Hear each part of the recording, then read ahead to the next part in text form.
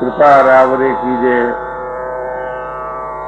यहाँ साधन के अभिमान का त्याग है, अपने अधिकार का त्याग है। सजन सुध ज्यों जानो ज्यों लीजिए।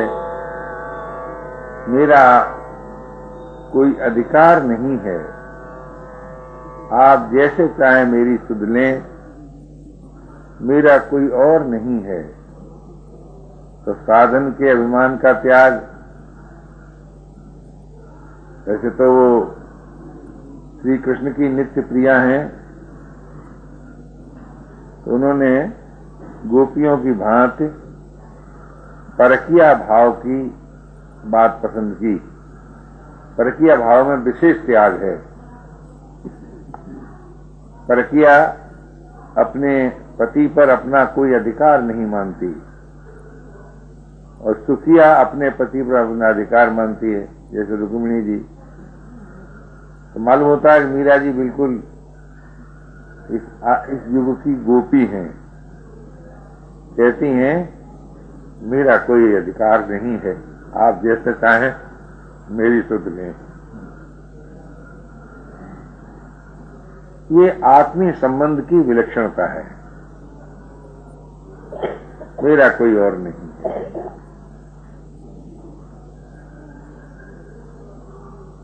आगे दिन में मुझे भूख नहीं लगती, रात को मुझे नींद नहीं आती, इसका अर्थ क्या है? मीरा जी प्राण धर्म से ऊपर उठ गई। भूख लगना प्राणों का धर्म है और नींद आना ये कारण शरीर का धर्म है, कारण शरीर से भी ऊपर उठ गई। अब देखिए, उसके बाद तुरंत कहती हैं यह तन मानो अब शरीर से अलग है बिल्कुल। पल पल खींच रहा है। क्या हो रहा है? कैसे क्या खींच रहा है? ये जो गुणमयी माया से रचा हुआ जो शरीर था, वो अब प्रेम तत्व से में विलीन हो रहा है, प्रेम से निर्मित हो रहा है। यानी गुणमयी माया जो थी उसका प्रभाव नाश हो रहा है और भगवान की जो योग माया है उसका प्रवेश हो रहा है। हमको ये अर्थ समझ में आता है। यह तन पल पल चीजे। अब मीरा जी गुणातीत हैं, देहातीत हैं तुरंत। उसके बाद उन्होंने तुरंत ही जो कह दिया, मीरा के प्रभु गिरधर नागर मिल बिछुरन नहीं कीजिए। यानी आप मुझे मिल गए, अब वियोग न हो। ये उनका अंतिम वाक्य है। और सुनते हैं कि उन्होंने किसी ने फिर उनके शरीर को नहीं देखा, भौतिक शरीर को नहीं देखा। और कानपुरा के तार में से, मंदिर की दीवार में से, श्री विग्रह में से मिल विस्मरण नहीं कीजिए, मिल विस्मरण नहीं कीजिए, मिल विस्मरण नहीं कीजिए। ये ध्वनि बहुत देर तक होती रही। किसी इतिहासकार ने ये नहीं कहा कि मीरा जी का अंत्येष्टि संस्कार हुआ था दुर्गापुरी में, ऐसा किसी ने नहीं कहा। उनका भौतिक शरीर भी प्रेम तत्व में विलीन होकर अपने प्रेम आस्वाद से अभिन्न हो गया। तो इसमें त्याग का भी दर्शन है, अनुराग का भी दर्शन है, योग का भी दर्शन है, बोध का भी दर्शन। सभी बातें आ गई। बोध भी है, योग भी है, अनुराग भी है, त्याग भी है। ये भगवती मीरा जी का अंतिम पद है।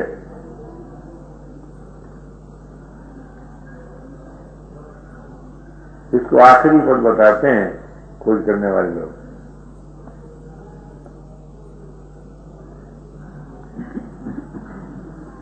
इससे ये स्पष्ट ही है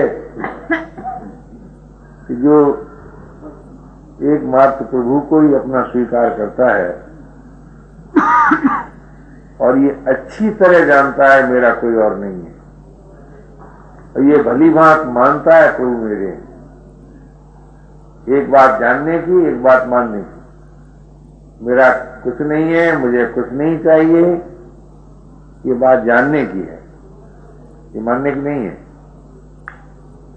और प्रभु मेरे अपने हैं, ये मानने की है, ये जानने की नहीं है। तो जानने से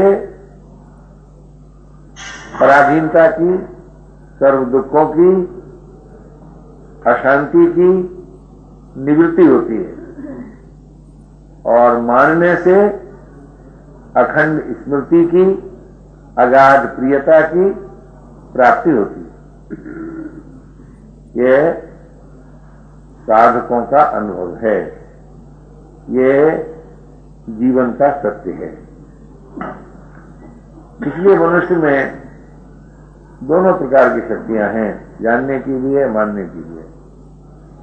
एक जो स्थूल शक्ति है करने की, वो भगवत नाते काम करने की है, वर्तमान काम करने की है। इसको भक्त लोग इसे पूजा कहते हैं, और कुछ लोग इसको कर्तव्य कहते हैं, कुछ लोग इसको धर्म कहते हैं। तो कर्तव्य का उत्तर पक्ष जो है, धर्म का जो उत्तर पक्ष है, वो योग है। क्यों? कर्तव्य पालन से मानव राग रहित होता है, विद्यमान राग की निवृत्ति हो जाती है। और क्योंकि कर्तव्य का दूसरा अंग है अपना अधिकार त्याग, उससे नवीन राग की उत्पत्ति नहीं। तो विद्यमान राग निवृत्त हो गया, नवीन राग उत्पन्न नहीं हुआ, और राग में बाधा पड़ती है तभी क्रोध उत्पन्न होता है, तो क्रोध भी नहीं होता। तो राग और क्रोध से रहित होने से योग की प्राप्ति होती है।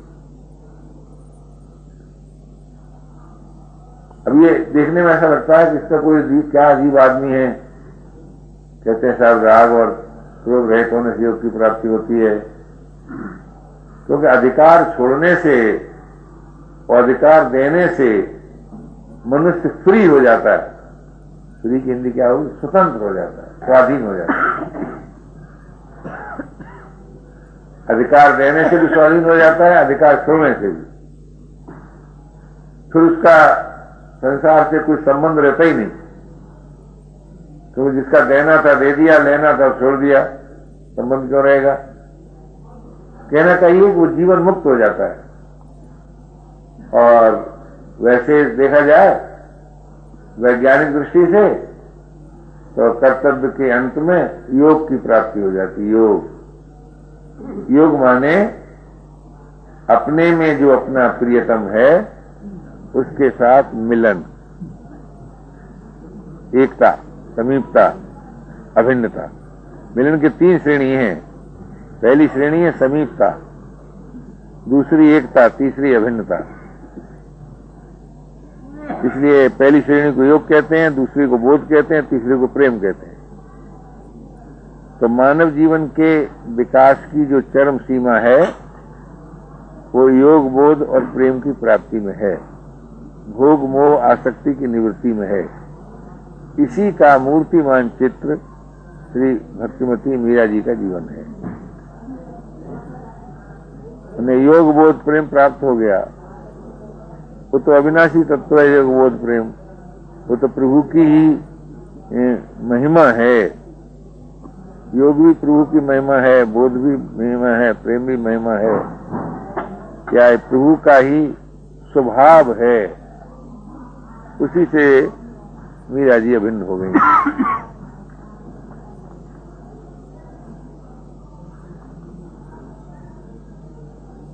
और उसी इन्हीं तीनों की एकता का नाम राधा तत्व भी है, सीता तत्व भी है, गौरी तत्व भी है। अनंत सखियां राधा तत्व से, गौरी तत्व से, सीता तत्व से विलीन होकर अनंत परमात्मा के साथ अभिन्न होती हैं। ऐसा प्रेमियों का मत है। ज्ञान की तो कर दी ना बोध। बोध माने ज्ञान, योग बोध प्रेम, एकता। उस परमात्मा के साथ एकता बोध समीपता योग, अभिन्नता प्रेम।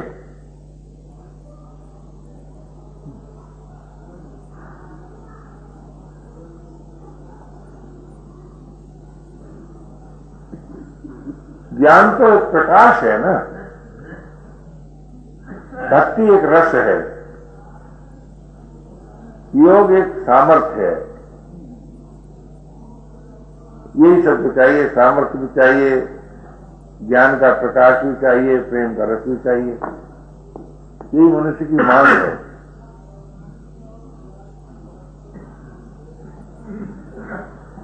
क्यों ज्ञान के बिना तो कोई स्वाधीन हो ही नहीं सकता, और स्वाधीन हुए बिना प्रेमी कैसे होगा, उदार कैसे होगा? पराधीन तो प्रेमी होते नहीं, पराधीन तो उदार होते नहीं। और वैसे अगर देखा जाए तो मनुष्य की जो मांग है वही भगवान के का वर्णन है, उसी तरह का। जैसे भगवान को लोग कहते हैं परम उदार हैं, परम प्रेम से परिपूर्ण हैं, रस से परिपूर्ण हैं, अविनाशी हैं, स्वतंत्र हैं। तो जैसे परमात्मा अविनाशी है तो मनुष्य को अविनाशी जीवन चाहिए, परमात्मा स्वाधीन है तो मनुष्य को स्वाधीनता चाहिए, परमात्मा परम उदार परम प्रेम से भरपूर है तो प्रत्येक मनुष्य को उदारता और प्रेम भी चाहिए। तो जो परमात्मा की महिमा बताई जाती है, जो परमात्मा के विशेषण बताए जाते हैं, उन्हीं की मांग मनुष्य को होती है। अब वो मांग संसार के द्वारा पूरी नहीं हो सकती, न किसी वस्तु से, न किसी योग्यता से, न किसी सामर्थ्य से। इसीलिए ये बात कही जाती है कि भाई प्रभु को अपना मानो, प्रभु को पसंद करो, प्रभु के होकर रहो। तो क्यों? तो वो मांग पूरी हो जाएगी।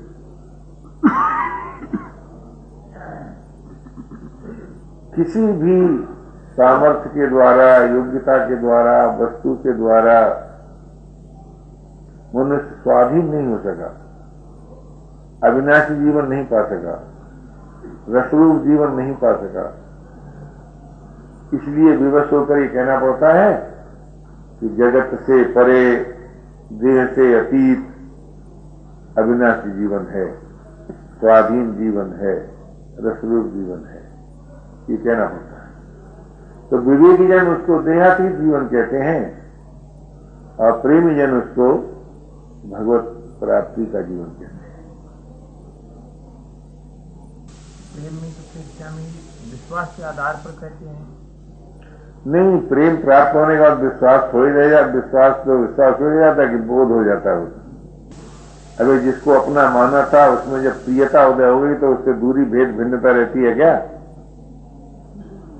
तो मानना सदैव मानना ही रह जाए ऐसा नहीं होता, मानना प्राप्त होना हो जाता है। मानव के व्यक्तित्व का जो अंतिम विकास जो हो सकता है तो तीन रूप में हो सकता है, योग के रूप में, बोध के रूप में, प्रेम के रूप में। योग कर्तव्यपरायणता से प्राप्त होता है, असंगता से भी, आत्मीयता से भी।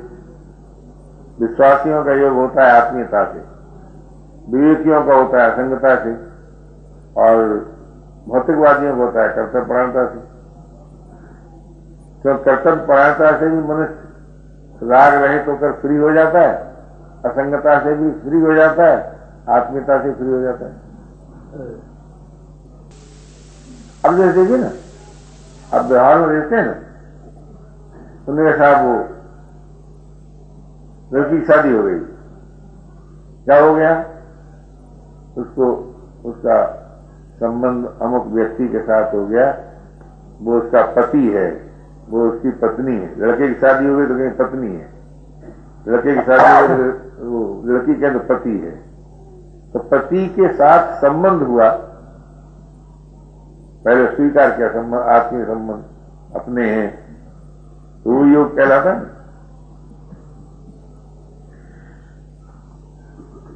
ऐसे ही परमात्मा के साथ आत्मीय संबंध, ये भी योग है। प्रभु अपने हैं, ये योग है, विश्वासियों का योग है। और तीनों संसार से अतीत, कर्म चिंतन स्थिति से अतीत में जिसका नित्यवास है, वो ज्ञान के द्वारा योग है। और कर्तव्य परायणता के बाद भी जब संसार संबंध नहीं रहा तब भी योग है। तो तीनों प्रकार से संसार के संबंध का नाश है। भगवान को मानकर चलो तो, और ज्ञान के प्रकाश को अपनाओ तो, और कर्तव्य का पालन करो तो। तात्पर्य कहने का हुआ कि संसार के संबंध का जो त्याग है, इसी का नाम योग है।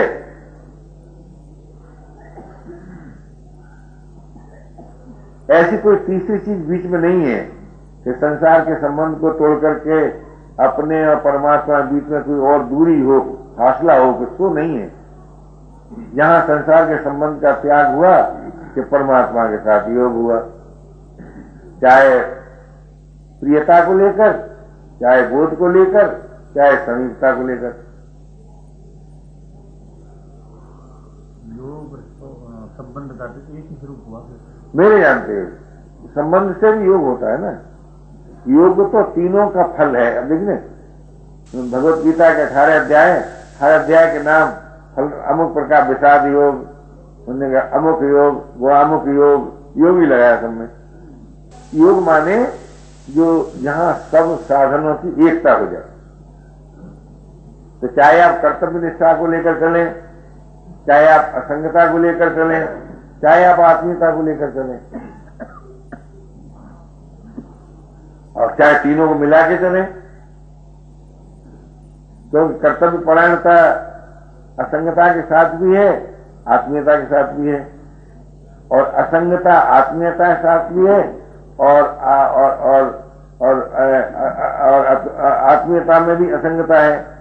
क्योंकि किसी की असंगता से ही न किसी की आत्मीयता हुई है। पहले किसी का संग रहित तो किसी ने किसी को देखा ही नहीं, किसी ने अपने को संग रहित नहीं देखा। तो असंग होकर भी आत्मीयता भी असंग होकर ही प्राप्त होती है, और स्वाधीनता भी असंग होकर ही प्राप्त होती है, और विश्राम भी असंगता से ही प्राप्त होता है। तो चाहे असंगता को, चाहे संसार के संबंध का विच्छेद को, एक ही बात है।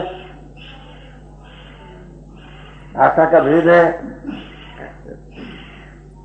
वस्तुस्थित वास्तव में तो बात एक ही है। कोई कहे मैं सब संसार से असंग हो गया, कोई कहते मैंने संसार संबंध तोड़ दिया, कोई कहते मैंने भगवान संबंध जोड़ लिया। फर्क क्या हुआ? अरे भगवान से जोड़ लिया तब भी संसार संबंध नहीं रहा, और असंग हो गया तब भी संसार संबंध नहीं रहा। भैया जो कुछ देना था तो दे दिया, लेना मैंने छोड़ दिया, तब भी संसार संबंध नहीं रहा।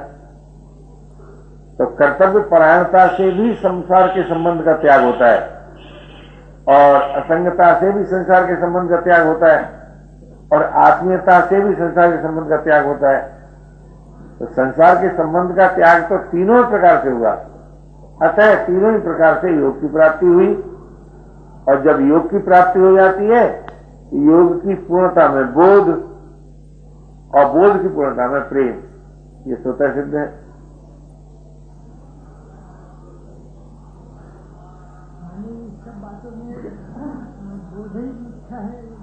नहीं, वो तो जिज्ञासु के लिए बोध मुख्य है, और भक्त के लिए प्रेम मुख्य है, और बीच का जो मध्यम श्रेणी का उसके लिए योग मुख्य है। तीनों दृष्टियों से तीनों के लिए एक चीज मुख्य है, लेकिन मुख्य रहते हुए दो चीजें उसमें सम्मिलित हैं। बोध पहले होगा, पीछे प्रेम होगा, योग होगा। योग पहले होगा तो पीछे बोध होगा, प्रेम होगा। प्रेम पहले होगा तो योग बोध भी होगा। ऐसा तो जीवन एक है।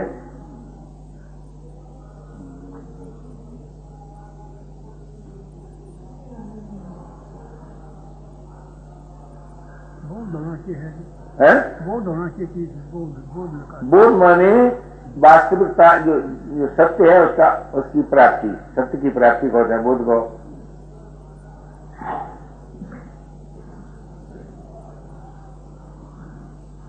जैसे अपने को शरीर मान के रखना ये बोध नहीं है ना, ये भूल है, ये प्रमाद है।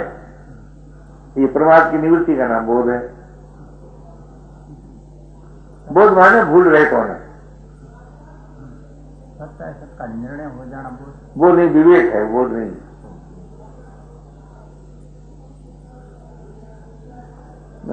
इस शब्दों के जाल में मत खेलो यार, असलियत मत पकड़ो। ये तो शब्द जाल है, इसमें फंसा तो फंसा।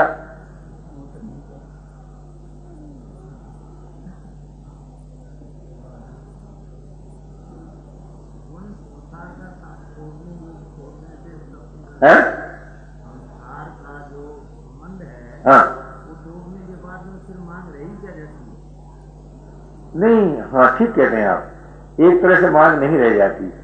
और इसी को मैंने बताया ना आपसे कि संसार के संबंध तोड़ने मात्र से ही योग की भी प्राप्ति होती है, बोध की भी होती है, प्रेम की भी होती है। वो एक स्वाभाविक है। जहाँ संसार का संबंध टूट जाता है वहां परमात्मा के साथ समीपता भी होती है, एकता भी होती है, अभिन्नता भी होती है।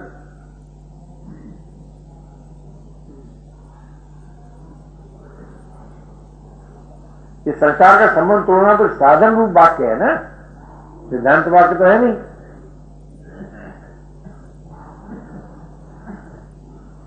की जाना है तो मन का है जी, थोड़ी की जाना तो नहीं, जमन का है, जमन से समझ लड़के तोड़ देना है, उसकी बात से मेरा नहीं है। हाँ, यही बात। इसी से आपको निर्विकारता प्राप्त होगी, चिर शांति प्राप्त होगी, जीवन मुक्ति प्राप्त होगी, भगवत प्रेम की प्राप्ति होगी, भगवत प्राप्ति होगी।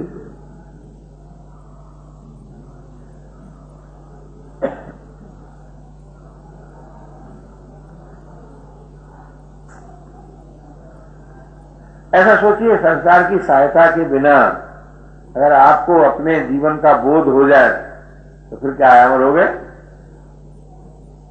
और संसार की सहायता से जब तक जीवन मालूम होता है तब तक तो मृत्यु के क्षेत्र में रहते हैं ना। तो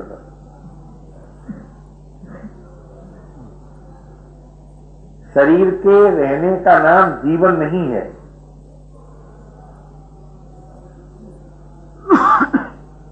शरीर बना रहे इसका अर्थ जीवन नहीं है, वो तो बदलता रहता ही है। जन्म और मृत्यु का क्रम चलता ही रहता है, इसको जीवन नहीं कहते।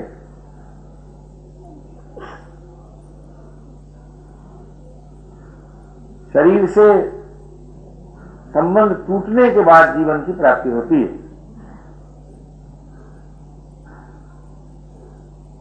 अगर आप ये अनुभव कर सकें कि बिना शरीर के भी मेरा अस्तित्व है, हो गए मुक्त पुरुष। फिर क्या है? और परमात्मा का अस्तित्व है तो भक्त हो गए, मेरा अस्तित्व तो मुक्त हो गए, मुझे कुछ नहीं चाहिए तो शांत हो गए, मेरा कुछ नहीं है तो निर्विकार हो गए।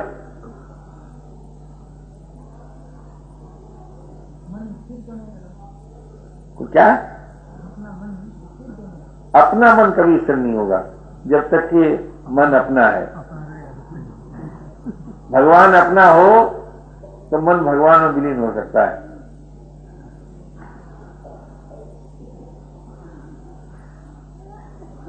हम अपने मन को अपना मान करके कभी स्थिर नहीं कर सके, न कर सकते हैं। कोई कहते ही रहते हैं स्थिर से, बलपूर्वक लगाते रहते हैं, अपने आप हटता रहता है, बलपूर्वक हटाते रहते हैं, अपने आप लड़ता रहता है। ये द्वंद्व रहता है। संसार के संबंध का जो प्रभाव है, सच पूछिए तो उसी का नाम मन है। मन कोई स्वतंत्र पदार्थ नहीं है। संसार के संबंध का प्रभाव यानी संसार का जो आकर्षण होता है ना, तभी मालूम होता है मन है। तो जी चाहता है कि ये मिल जाए, कि जी चाहता है कि ये हो जाए, कि जी चाहता है कि ये हो जाए, तब मन का भास होता है। अगर संसार के संबंध का प्रभाव नाश हो जाए तो मन नाश हो जाए। ऐसे ही परमात्मा के संबंध के प्रभाव का नाम ही साधना है, और साधना कुछ नहीं है। परमात्मा के संबंध का जो प्रभाव आ जाता है जीवन में, उसी को साधना कहते हैं।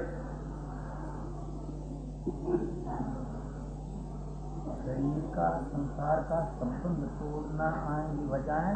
थोड़ा सा इस तरह प्यारा लगता है मेरे को, उनका सुख भोग के आकर्षण का सुख है ना, उसका त्याग। हाँ बात क्या है, मौज करो दोनों बात है, भोग भी करो योग भी करो, बड़ी बढ़िया बात है, काम चल जाएगा, चल जाए तो चला। भोग और संबंध तो एक साथ होता नहीं है। भोग का त्याग कहा महाराज? क्या कहा? नहीं, भोग के आकरण का त्याग, भोग का त्याग नहीं कहा, तो भोगो और उसके आकरण का त्याग करो, ये कहा है। सुख भोग के आकर्षण का त्याग। हाँ हाँ, तो भोग तो रहा ना साथ में। भोग के आकर्षण का त्याग। महाराज विश्वास करे कि भोग और आकर्षित हो। हाँ हाँ हाँ हाँ, वो एक साथ नहीं होगा ना। योग से भोग की रुचि नाश होगी, बिना योग के भोग की रुचि नाश नहीं होती, और बिना भोग की रुचि के नाश के योग नहीं होता।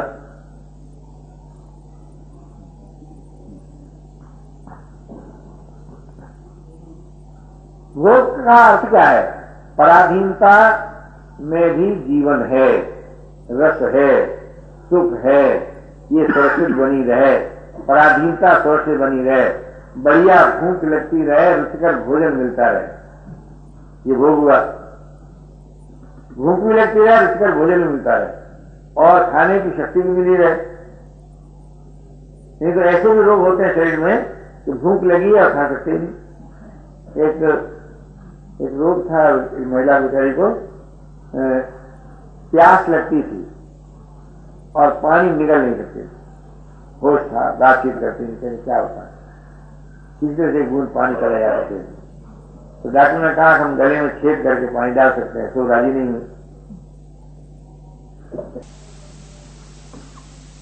मतलब मेरे कहने का यह है कि अभी तो हम लोग सजग हैं, सावधान हैं, इतनी सामर्थ्य है कि विश्वास पूर्वक प्रभु को अपना मान लें, ज्ञान पूर्वक संसार का संबंध तोड़ दें। ये काम वर्तमान में करने का है, शीघ्र करने का है, देर करने का नहीं। देर करने के बाद न कब क्या हो जाए कुछ पता नहीं है, ये चेतना ही नाश हो जाए, फिर दिमागी खराब हो जाए, क्या हो जाए, क्या पता होता है। इसलिए शीघ्र ये अनुभव ही करना चाहिए, मेरा कुछ नहीं है, मुझे कुछ नहीं चाहिए, प्रभु मेरे अपने हैं, सब कुछ प्रभु का है। चाहिए मान के चलो प्रभु अपने हैं, सब प्रभु का है, चाहिए जान के चलो मेरा कुछ नहीं, मुझे कुछ नहीं चाहिए, क्या चारों को मिला दो। आप विचार कीजिए, बहुत जरूरी बात है ये। और ये बात जिस वक्त देखिए हमारे पास देवी जी आई तो हमने उनसे पूछा कि तुम क्या चाहती हो। तुमने बड़े सीधी सरलता से ईमानदारी से कह दिया कि इतने बड़े संसार में मुझे कोई अपना करके नहीं मालूम होता। एक बात उन्होंने ये कही। दूसरी बात ये कही कि मैंने सोचा था कि मैं पढ़ लिख जाऊंगी, स्वावलंबी हो जाऊंगी, सदाचारी बनी रहूंगी तो मेरी मांग जो है पूरी हो जाएगी। तो वो भी मेरी नहीं हुई मांग पूरी। पढ़ लिख गई, सदाचारी बनी रही, समाज में सम्मान मिल गया, रोटी की सुविधा हो गई, फिर भी मैं इस अभाव का अनुभव करती हूं कि कोई मेरा नहीं और मुझे कोई अपना चाहिए। ये बात उन्होंने कही। और अनीश्वरवादी वो नहीं थी, लेकिन ईश्वरवादी होते हुए भी ईश्वर से विद्रोह करती थी, लड़ती थी। तुमने मुझे क्यों बनाया? मैं कहा तुमसे कहने गई थी मुझे बनाना, और जब बनाया तो मैं जो चाहती हूं सो होता क्यों नहीं। इस तरह का विद्रोह रखती थी ईश्वर से। और कभी कभी जो मनोविज्ञान की पंडिता हैं और ये भी कहे कि मैं अस्पताल में एक दिन गई तो मैंने एक मरीज को इतना भयंकर दुख में पड़ा देखा कि वो घोर संकट में था। तो मुझे वही क्षोभ हुआ, हे सृष्टि के रचने वाले, तू कैसा करुणामय है जो तेरी सृष्टि में इतना दुख है।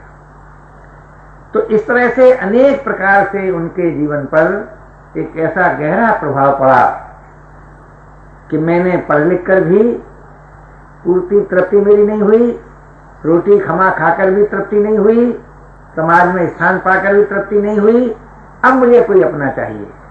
तो मैंने बड़ी डरती डरती जवान से कहा, दबी जवान से, बहुत डर के साथ, कोई मालूम क्या आंदोलन बकने भाई। मैंने कहा भाई कोई एक है तो ऐसा।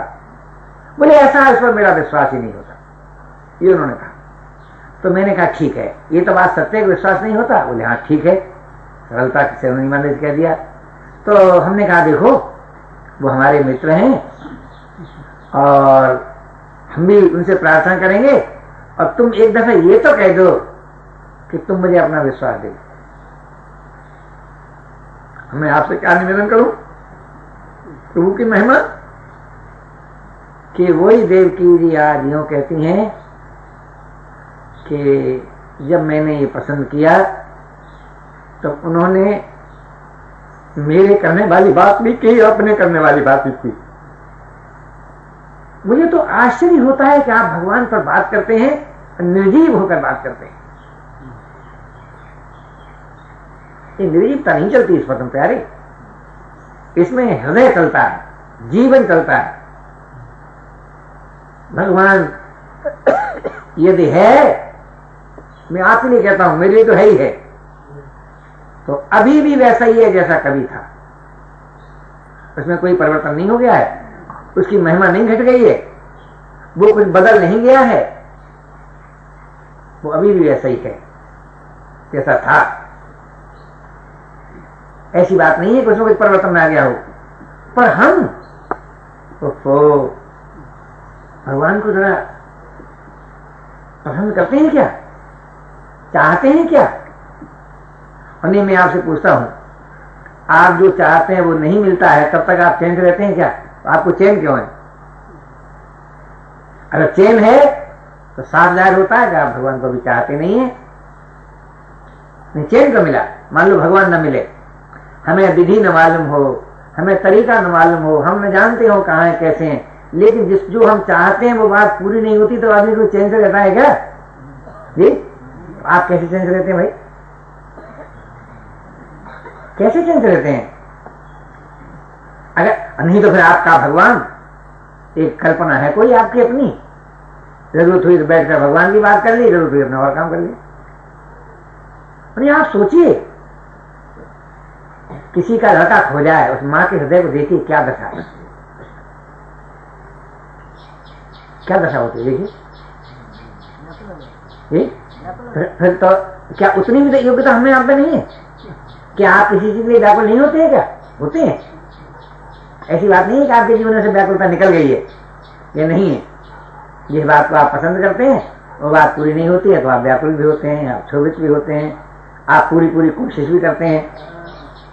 तो मैं आपसे पूछना चाहता हूं कि जो परमात्मा सदैव सभी का है, उस परमात्मा से आप दूर कैसे हो गए? उसको आप भूल कैसे गए? कैसे भूल गए भाई? आप विचार कीजिए। तो आप ये जो सोचते हैं कि कोई तरीका बताएगा, कोई विधि विधान बताएगा और उससे मुझे परमात्मा याद आ जाएगा, तो टेक्निक हमको मालूम है, हम चेला बनाना जानते हैं, हमने बचपन में बनाए बहुत से चेले, और तुम वो बना सकते हैं, और 12 वर्ष अटकाए रहे। ये बात थोड़ी कि नहीं जानते, पर वो पेशा हमने जरा ढीला कर दिया। क्यों? लोग फिर हमको पढ़ने लगते हैं, भगवान को भूल जाते हैं। आप देख लो, आंख खोल कर देख लो, जिन लोगों ने ज्यादा भगवान की बात सुनाई लोगों को, उन्होंने भगवान तो नहीं पकड़ा, पर सुनाने वाले को कस के पकड़ लिया। तो जैसे कोई डूबने वाला खुद पकड़ लेता है, तो बचाने वाले को डुबाई देता है।